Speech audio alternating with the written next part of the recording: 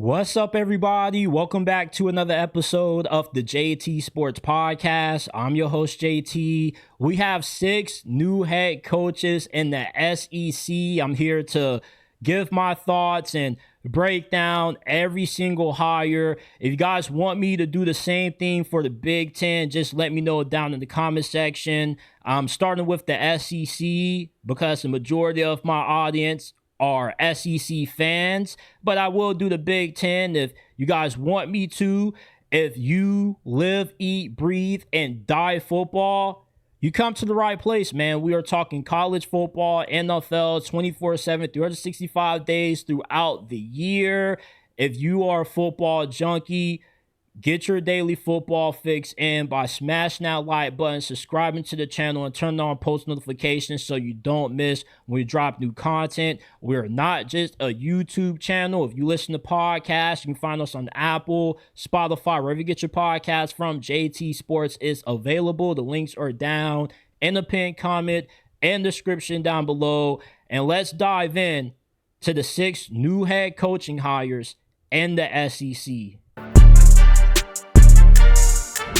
Lane Kiffin is officially the new head coach of LSU. I've already gone into detail about the toxic exit that he had from Ole Miss. And I more so want to talk about my expectations for how Lane Kiffin will perform at LSU. I think Lane Kiffin is going to win a national title at LSU. I think he's going to win multiple national championships at LSU. At Ole Miss, he elevated that program. Before he got to Ole Miss, they didn't really have a lot of history, and they weren't really that good. And with how good of a recruiter he was, along with how elite he was at getting and finding good talent out of the transfer portal, he was able to take that Ole Miss football program to heights that they never reached before. And Lane Kiffin, the narrative that he doesn't win big games is completely false. This guy 2 years ago beat Georgia. He beat Oklahoma this year. He can get right with Alabama, Tennessee, and whoever LSU plays on their schedule who's going to be in playoff contention. LSU is making it nearly impossible for Lane Kiffin not to win a national championship. They're giving him $25 million annually to spend in NIL. And if he was bringing in great portal classes, good recruiting classes at Ole Miss, not having the unlimited resources that LSU has, I expect him to bring in top 5 recruiting classes or better. And he probably won't even have to use the portal as much as what he did at Ole Miss, due to the recruiting being able to make it where if you hit on the majority of your evaluations, you only use the transfer portal to patch up a few holes that you might have at a few positions, or if you want to have more depth at certain positions, you can use the portal that way. Lane Kiffin is going to do a phenomenal job at LSU. Yes, he may be viewed as an a-hole, but he's a likable a-hole. The difference between Lane Kiffin and Brian Kelly is Lane Kiffin is more personable. He can get along with his staff a lot better than Brian Kelly. Brian Kelly essentially was Hitler during his time at LSU. He had coaches on his staff walking on eggshells. He was cursing out his OC, DC, special teams coach on national television. You won't see Lane Kiffin do that. Lane Kiffin is a lot more mellow and even kill than what Brian Kelly is. Lane Kiffin also is a player's coach. Yes, you can go with the lie that Lane Kiffin quit on Ole Miss. Lane Kiffin didn't quit on Ole Miss. Lane Kiffin, despite taking the LSU job, he wanted to finish what he started and coach his team, the players that he recruited, that he got out of the portal in the playoffs, and go to war with those guys for one last time. Unfortunately, Ole Miss athletic director didn't give Lane Kiffin the honor of being able to do that.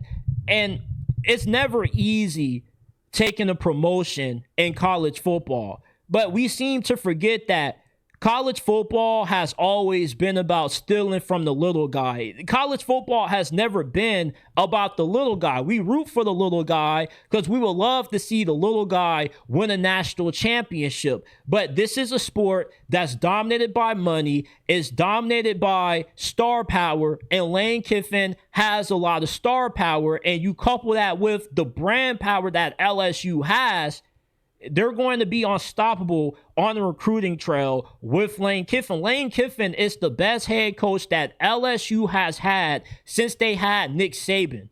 He's going to do what the last few national champion winning head coaches at LSU have been unable to do, and that's double dip and win multiple national championships.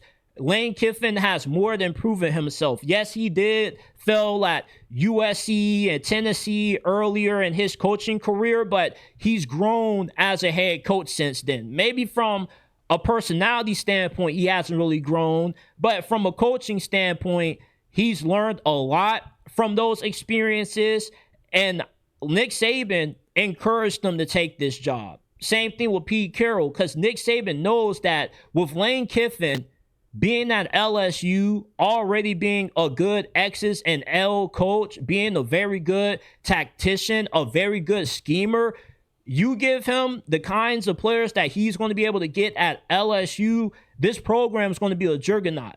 I would be very surprised if Lane Kiffin ends up flaming out at LSU. He led Ole Miss to their best 5-year stretch in program history. He did more with less. He kind of put Ole Miss on the map in a sense, and I expect a very big fall off from Ole Miss with Lane Kiffin's departure. Leaving for LSU is one of those kinds of situations that you don't pass up. And it's never easy telling your ex-girlfriend that you don't want to get back together with her because you found somebody that's better. But college football has always been about that. College football has always been about the big guy stealing from the little guy. Coaches got to start somewhere. It's weird how people expect for Lane Kiffin to want to die coaching at Ole Miss when LSU is a better program that gives him an easier path to winning a national championship than what he ever would have at Ole Miss. And that's the same thing that goes for the majority of other head coaches in college football. 9 times out of 10, if you have a big brand like LSU offering a coach at a smaller program more money and more resources, they end up taking that job. So get off your high horse preaching about loyalty, especially when it comes to Lane Kiffin, when he's not the only head coach that left his previous school for what he perceived an upgrade and a better job. Loyalty does not exist in college football. When it comes to loyalty versus money, money never loses in the land of college football. There is no loyalty. Coaches aren't loyal to a school. Players aren't loyal to a coach or a university. It's an open market. You can't preach free market when it comes to players entering the portal, but not have the same philosophy when it comes to coaches. It makes you sound like a hypocrite. You know that Lane Kiffin can assemble a really good staff. He had a good staff at Ole Miss. He's bringing a lot of the guys on the offense along with him, and I'm pretty sure he's going to retain Blake Baker and some of the other key staff members that have been responsible for the past success that LSU has had. He understands the culture of Louisiana. He's somebody that's going to blend in well. He's a very likable guy. It's only when Lane Kiffin leaves you that, you start having ill feeling towards Lane Kiffin. Lane Kiffin won't be leaving LSU for any other jobs. The Alabama job will never come open because Kalen DeBoer is never going to get fired and he's never going to leave Alabama. So LSU doesn't have to worry about Lane Kiffin leaving for the Bama job. He's going to be a phenomenal coach at LSU, and I'm very excited to see what he does in the Bayou, and I can't wait to hear his Go Tigers. I hope he brings back Ed Orgeron just so we can hear Ed Orgeron again say Go Tigers. If you don't want the starting quarterback for your favorite football team to play like Anthony Richardson, give JT Sports a 5-star review. Apple, Spotify, wherever you get your podcast from. JT Sports is available. The links are down in the description and pinned comment below. The guy replacing Lane Kiffin at Ole Miss is going to be Pete Golding. Pete Golding is not the interim head coach. He is their permanent head coach. He will be coaching Ole Miss for the foreseeable future. And I'm going to be honest with you. I don't think that Pete Golding is going to have a lot of success as Ole Miss head coach. This feels like a rush decision, an attempt to not only retain a good amount of the roster, but also because Ole Miss had fear that with them losing Lane Kiffin, they would end up getting penalized when the final CFP rankings come out. So instead of the CFP saying that you lost your head coach, you're not the team that you were before losing Lane Kiffin, Ole Miss can counter that and say, well, we lost our last head coach, our former head coach. This is our new head coach. He's going to be here for a few years, so you can't punish us for that. Now, Pete Golding is a first-time head coach, coaching in the toughest conference in the SEC. He's going to be learning on the fly, which is going to be extremely tough to do. And he wasn't really that good of a defensive coordinator. Now, he's had 2 very good years coaching the defense at Ole Miss, but that was mainly due to the talent that Lane Kiffin was able to give him out of the transfer portal and recruiting. Is Pete Golding going to be as good as a recruiter, as good when it comes to evaluating talent out of the portal as what Lane Kiffin is? The chances of that are very slim. Lane Kiffin elevated Ole Miss to a level that they never reached before. You can make the debate that Lane Kiffin is the greatest head coach that this program has ever had. So expecting Pete Golding to be able to be as good as what Lane Kiffin was, to be able to elevate Ole Miss, not having the level of resources that some of the other bigger programs in this conference have, I feel is incredibly unrealistic, especially for somebody that has no prior coaching experience, got pushed out by Nick Saban as his defensive coordinator, which led him to Oxford to begin with. It just doesn't feel like Pete Golding is going to work out as Ole Miss head coach. Now, I could be proven wrong. We'll see what they do throughout the playoffs, but even if he does have success in the playoffs and he wins a game or 2, it's going to be completely different when guys start transferring out, guys start leaving, and he has to build this Ole Miss program up himself and bring in his own guys and bring in his own staff. Lane Kiffin, say what you want to about the guy being a scumbag, a liar, a hoe, whatever you want to call him. This dude did a phenomenal job during his time in Oxford. He took down several playoff caliber football teams. Pete Golding doesn't have the proven body of work that Lane Kiffin has. He didn't even prove himself at a G5 level.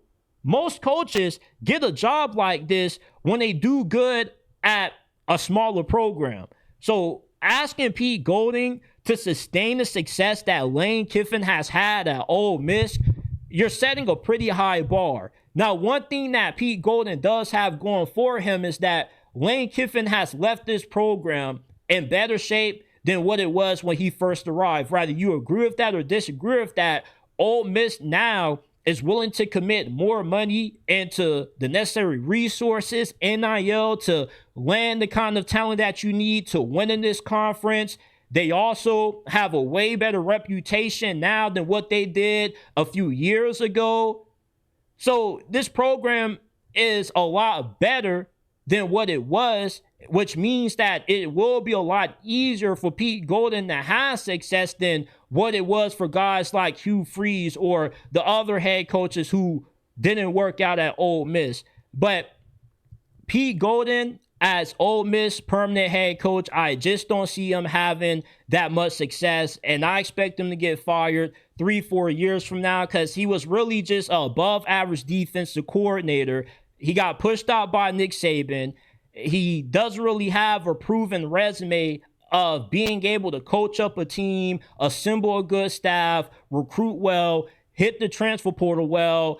I just don't see it working out with Pete Golden. I hope that I'm wrong. He seems like a very likable guy. The players love him. They were enthusiastic when he was given the full-time job, but learning in the SEC is very tough. The SEC is a grind, and you don't really see a lot of guys in the SEC have success unless they were big-name coordinators or guys that proved themselves at smaller programs and came to the SEC as a promotion. It's going to be very tough for Pete Golden. John Sumrall is the new head coach of Florida. Gators fans are not enthusiastic about this hire at all. Of course, everybody wanted Lane Kiffin. I'm a Miami fan, and even I wanted to see Lane Kiffin take this Florida job. But unfortunately, Lane Kiffin didn't have a good meeting with Florida's athletic director, Scott Strickland. I know Gators fans are going to want his head on the silver platter even more after this. But John Sumrall was one of the best hires that Florida could have made. When it comes to the requirements that Florida fans had for whoever was going to be the new head coach, they were always going to be unrealistic. It's hard to find coaches that have won conference championships, that have a body of work of sustained success over the course of several years, when you weren't really picking from that big of a coaching pool that had a bunch of proven coaches. Based off the requirements that a lot of Gators fans have for who should have been the next head coach, essentially, your guy was either Lane Kiffin or James Franklin, and you didn't land either one of those guys. So the next best thing that you could get was Jon Sumrall. Now, the majority of some of the better coaches in college football either were good coordinators or they were very good coaches at the G5 level. And yes, Billy Napier was a G5 head coach, and that's why Florida fans have PTSD about this Jon Sumrall hire. But the SEC also has several other new head coaches that are coming from the G5, like Alex Golesh at Auburn, Ryan Silverfield at Arkansas. Jon Sumrall was 3-1 against the other 4 G5 head coaches that he coached against in the American Conference, which essentially you could consider a Power 5 conference. It's the best G5 conference in college football. And not only do they produce a lot of good players, but they also produce a lot of good head coaches that do pretty good when they get bigger jobs. And he had Tulane ready to play against a lot of Power 4 teams. They beat Northwestern by several possessions, and they also beat another Power 4 team, I believe it was Duke, by 10 points. And you don't just beat Power 4 teams as a G5 team by 2 possessions if you're not a well-coached football team. And Jon Sumrall, he can't be any worse than what Billy Napier was. There were several close games that Florida has lost over the last few years that easily could have been won if they had better coaching. And at least with Jon Sumrall, who has committed himself to building a staff that's going to be built not through friendship, but guys who are actually qualified to be coaching at a university of this level, you don't have to worry about incompetent play calling from Billy Napier anymore. You don't have to worry about a guy who's going to be hesitant to make changes, a guy who's going to be stubborn and who's going to live and die by something that simply isn't working, like how Billy Napier did.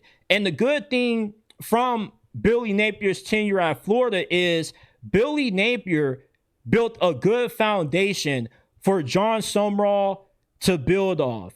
Florida isn't a program that you no longer have to rebuild if you're Jon Sumrall. Billy Napier did a very good job of recruiting, a very good job in the transfer portal. I can't wait to see what Jon Sumrall's offensive coordinator does with a guy like Dallas Wilson, with a guy like Jaden Ball. What's the defense going to look like with Cormani McClain?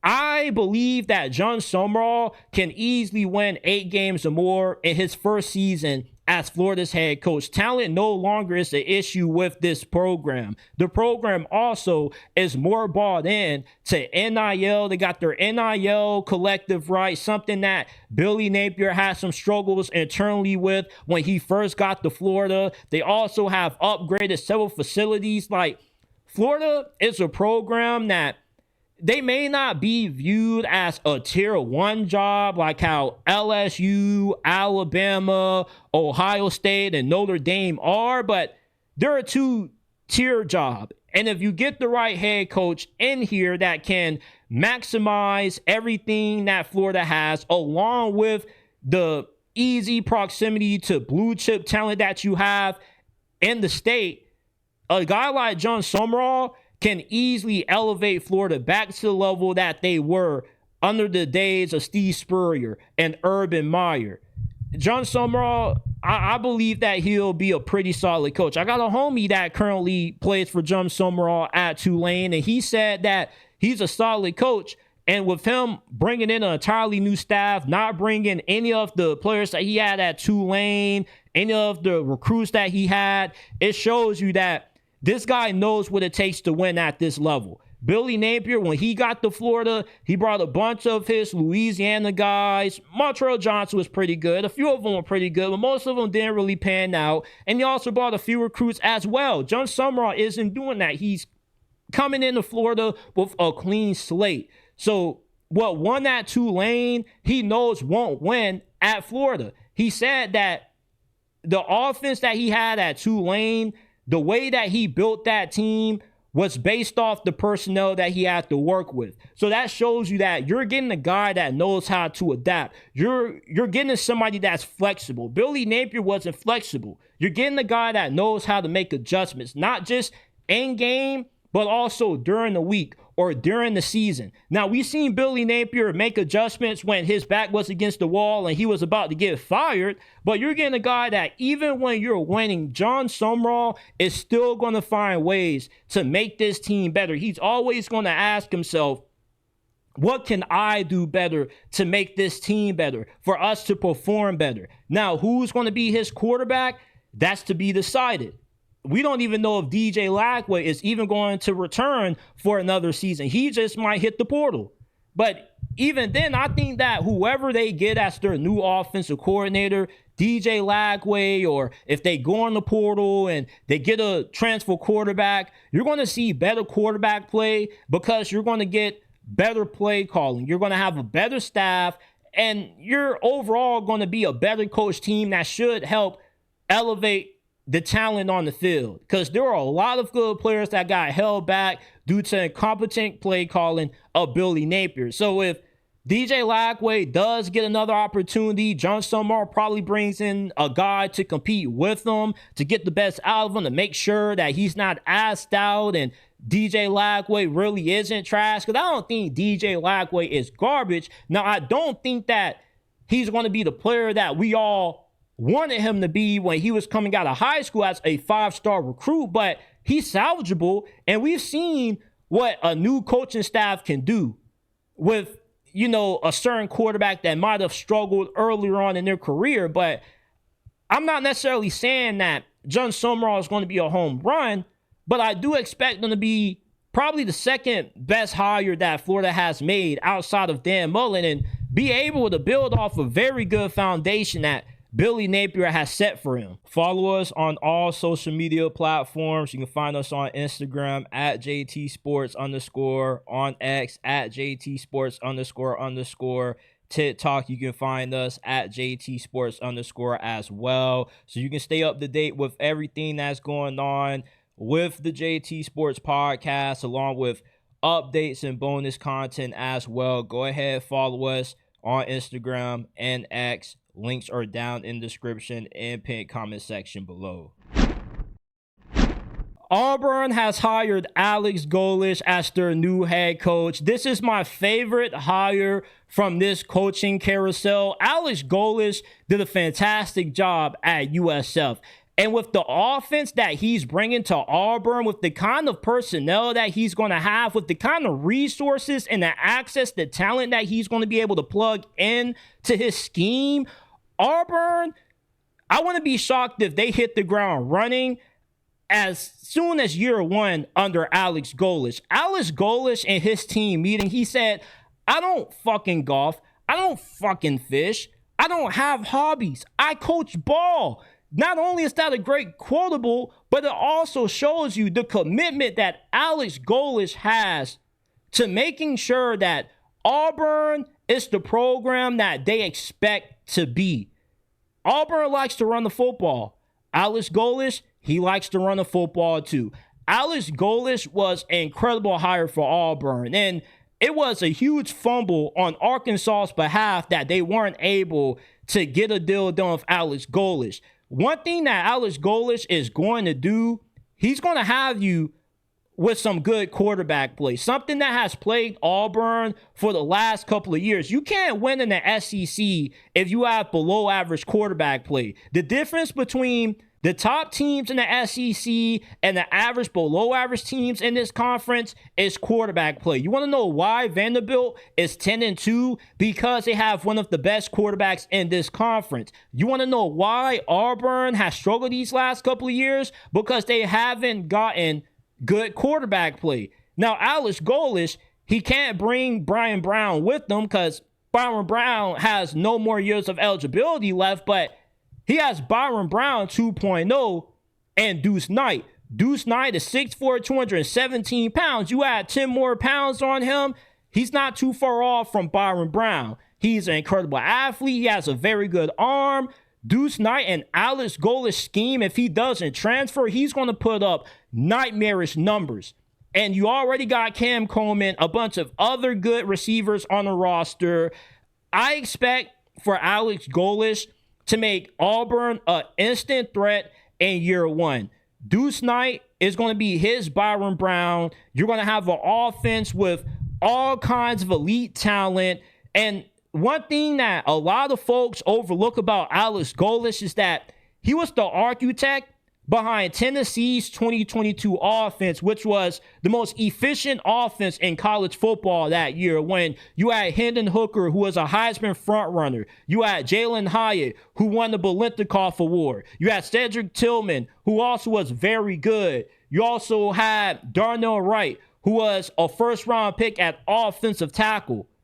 So I've always been interested to see what a guy who runs the kind of scheme that Alex Golesh and Josh Heupel run, if you give them the kind of talent that you're capable of being able to get out of a place like Auburn that has unlimited resources, all types of investment from the donors and the boosters. The only question is, what's the defense going to look like? Is Alex Golesh going to be able to keep DJ Durkin? Because if he does, you mean to tell me that you can't see Auburn competing at least for a playoff spot next year? There are a few coaches that have been able to hit the ground running as soon as year one. We saw Indiana become a Big Ten and playoff contender overnight, year one under Kirk Cignetti. Alex Golesh very well could do the same thing at a place that is just that just lives and dies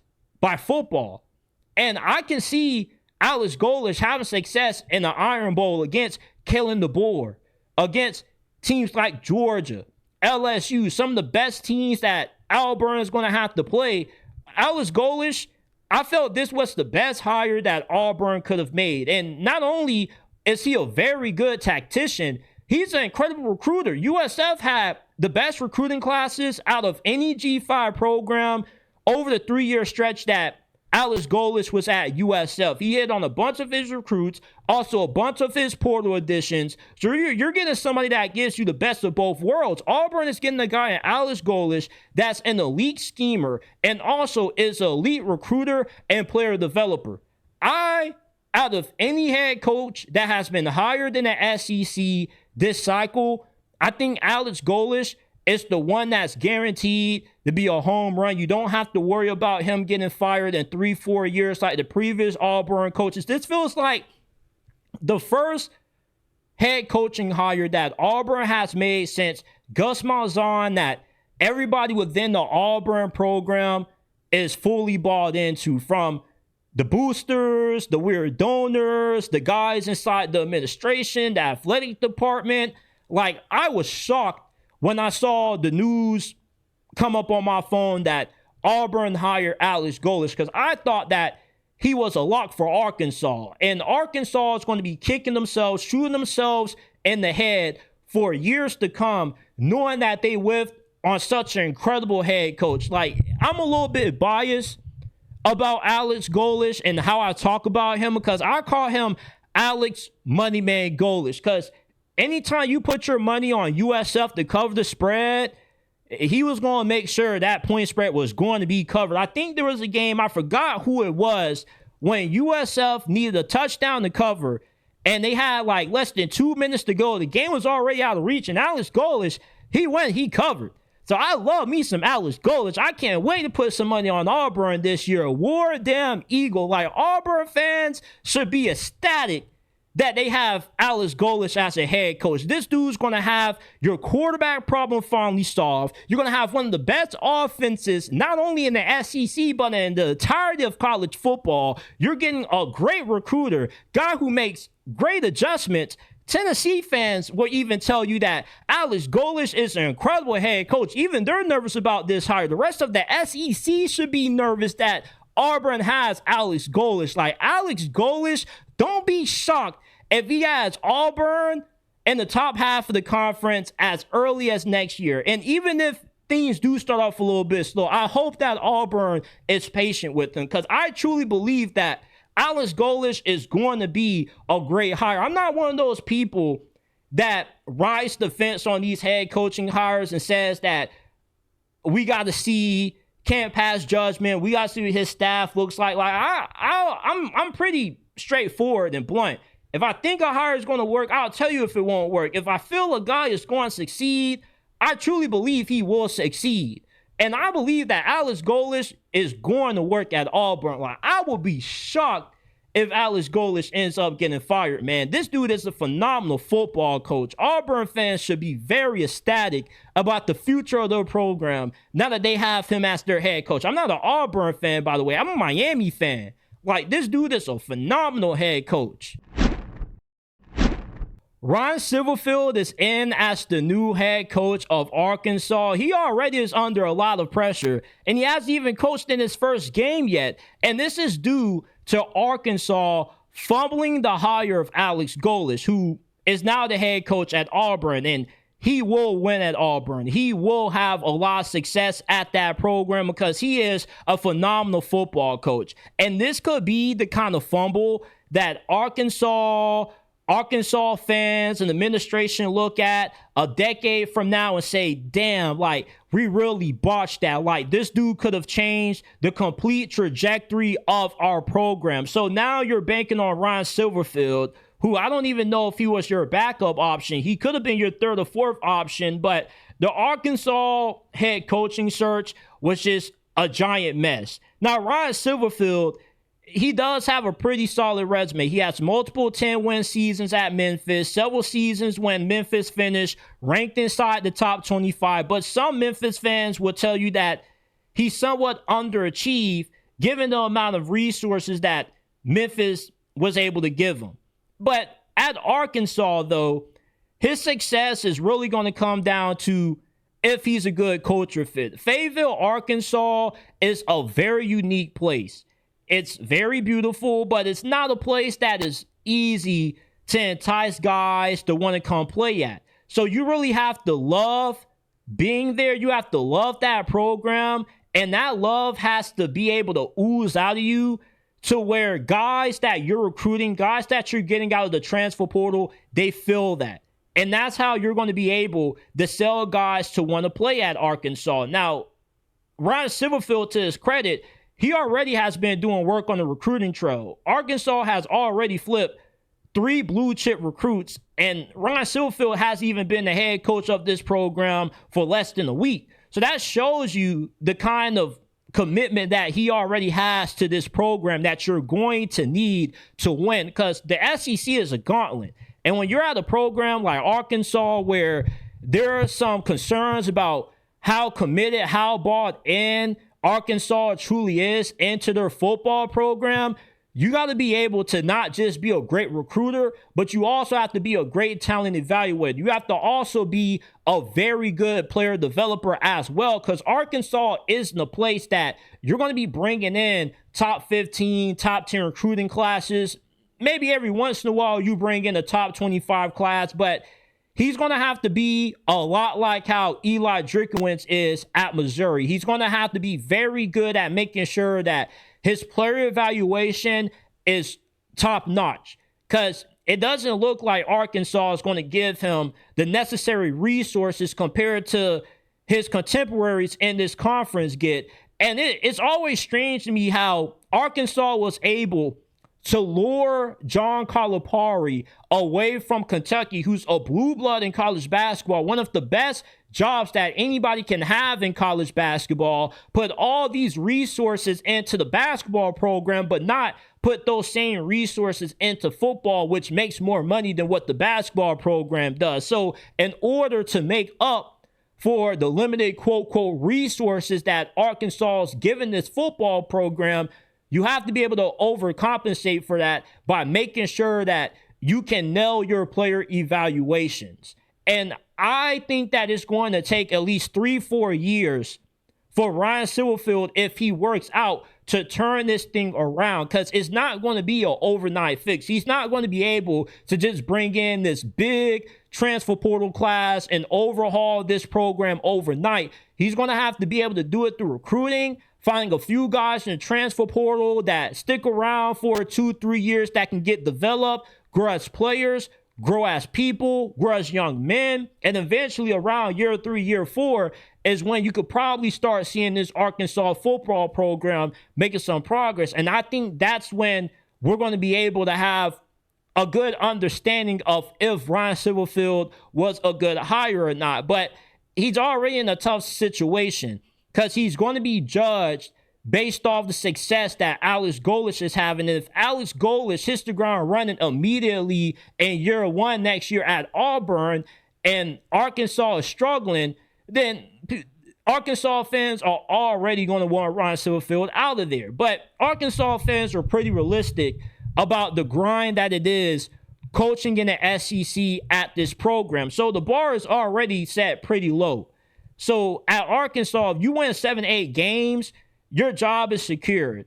But if you can't get that, it's going to be very tough. And it's hard to even get the 6 wins at Arkansas unless you're able to get a favorable schedule like how Missouri has gone these past 2 years when they avoid playing some of the top teams in the conference. So if Arkansas has a year when they avoid playing Georgia, Alabama, Ole Miss, it could be a year when you actually see Ryan Silverfield actually win maybe 8-9 games. It's going to be a lot like how South Carolina is. At Arkansas, it's not a place with this new era of college football when you routinely are going to have 8, 9, 10 win seasons consecutively. Like, you're going to have a few years when you're good for a stretch or 2, and then you follow that up with a few rebuilding years when you might go 4-8. You might end up winning only 5 games. You might not reach a bowl game, because it doesn't look like Arkansas is giving the football program the kind of buy-in that they're giving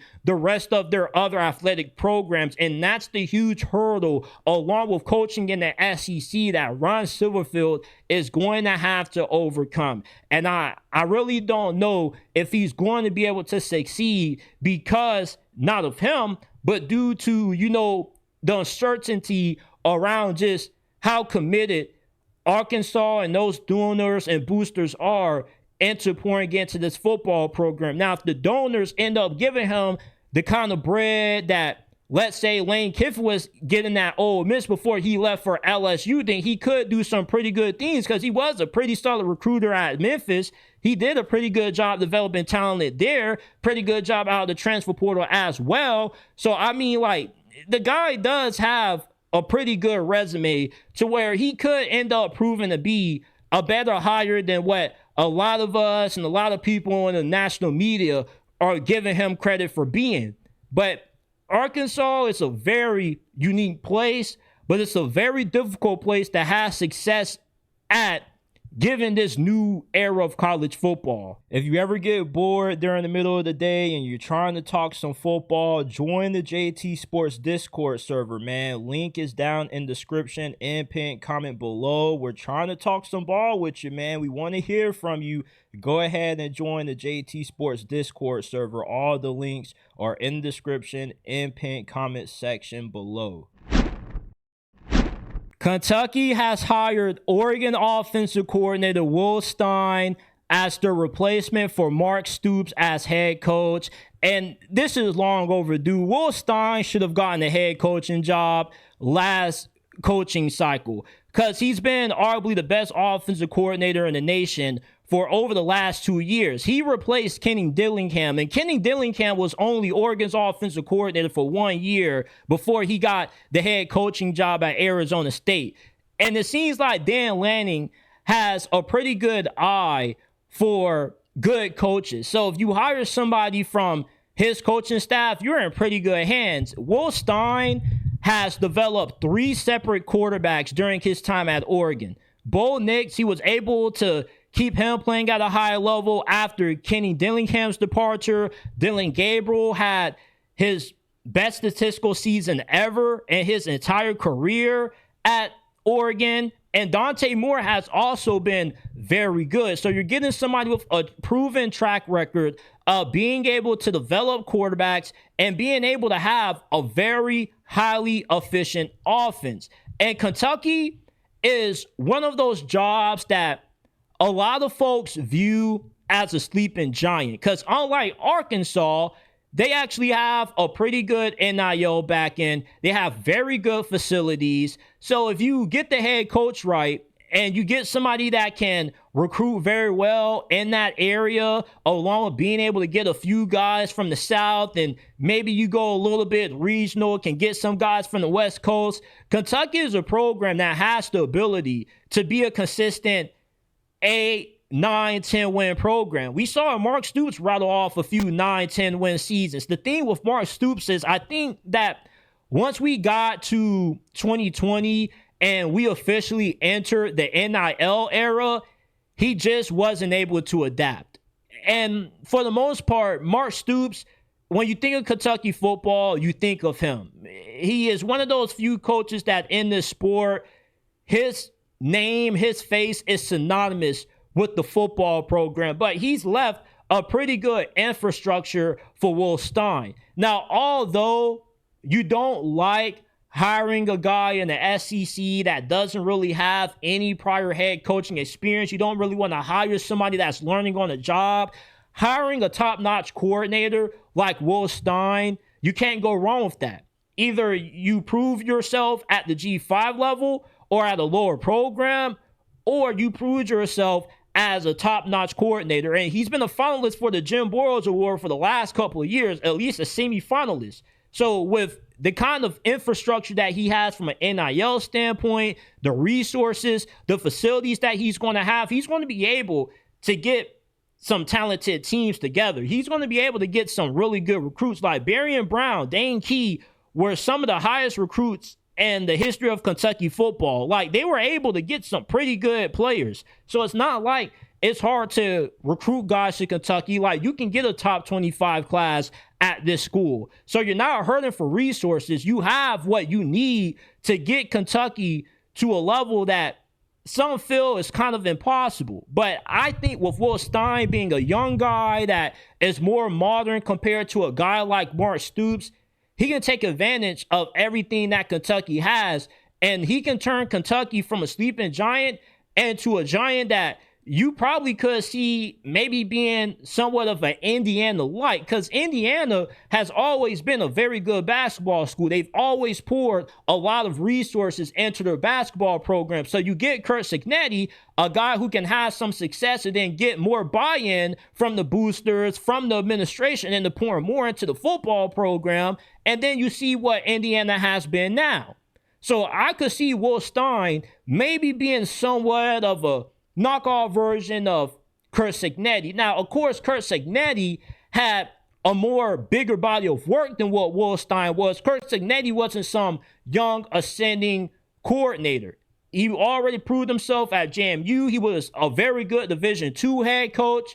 So Will Stein, I'm just saying that with what he has at Kentucky, you could see Kentucky have a similar rise in the SEC to what Indiana has had in the Big Ten, because they're similar situations. Although you have two different head coaches, one that's proven, one that is a young, hot coordinator. But with the facilities and with the NIL backing that Kentucky has, Kentucky can easily be one of those programs that's competing for an SEC championship, that's consistently in the college football playoffs, especially if it expands from 12 to 14 or 16 teams, however many teams they choose to add on into that thing.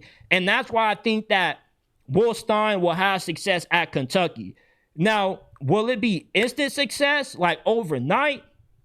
I doubt it. I think that with, like Brian Silverfield at Arkansas, it probably will take about 2-3 years, because it's not like Mark Stoops left the roster in great shape. He wasn't able to get quarterback right. The offensive line has been horrendous for well over half a decade. So there is a lot of rebuilding that has to be done from a roster standpoint. I don't think you can just overturn a team like Kentucky just by having a home run portal class. It doesn't seem like a lot of teams in the SEC win by just bringing in a bunch of transfers and winning overnight. You got to be able to win this conference by recruiting and developing well, along with being able to get a few good gems out of the portal. And you also have a gauntlet of a schedule. You got to play Alabama. You got to play Tennessee. You got to play LSU, Oklahoma. Like, it's going to be tough sledding for Will Stein his first few years at Kentucky. But he's a young, bright, very smart young guy. I think he'll end up learning on the job pretty fast. And I think that he'll work. And I think that Kentucky's going to have a lot of success with Will Stein, at least offensively. Now, who will he hire to be his defensive coordinator? That remains to be seen. But, you know, Jim Knowles is out there. Penn State still hasn't hired their head coach, so he's out there. If you can get Jim Knowles, I think that's a good start. And Jim Knowles is one of those guys that it takes a few years for his defense to get going anyway. So you get a good staff, you get a guy like Jim Knowles, and you build your team up over a 2-3 year span. I think by year 3, we can see Kentucky maybe being a borderline playoff team. And when Mark Stoops was in his prime, that's kind of how the cycle went anyway. It's not like even when Bob Stoops was at his best, Kentucky was consistently winning 9-10 games every year. They would have a few years like what they did when they had Benny Snell and Terry Wilson, and they won 10 games that year. And then after that, they kind of had a little bit of a downfall. You know, Kentucky was one of those programs that in the peak of Mark Stoops and his time here, he'll have a few 9-10 win seasons. And then after that, you'll have 2 years of 7-5, maybe 6-6, 8-4, and then in year 3 after that, that's when, okay, so every 3-4 years, you would get a 9-10 win season out of Mark Stoops during the peak of his era at Kentucky. And I think now with NIL, if you can get some good recruiting classes, like year 1, year 2, that Will Stein's at Kentucky, he gets 2 top 25 classes, 2 really good recruiting classes, and he builds that up with a very good, strong transfer portal class, then maybe he could have more sustainable success than what Mark Stoops had. But I like to hire Will Stein, and I'm a little shocked that it took him so long to get a head coaching job. But these are my thoughts on the 6 new head coaches that will be in the SEC next year. Leave your thoughts on these hires down in the comment section down below. Subscribe, like the video, turn on post notifications. Check us out on all podcasting platforms, and I'll see you guys shortly with another episode.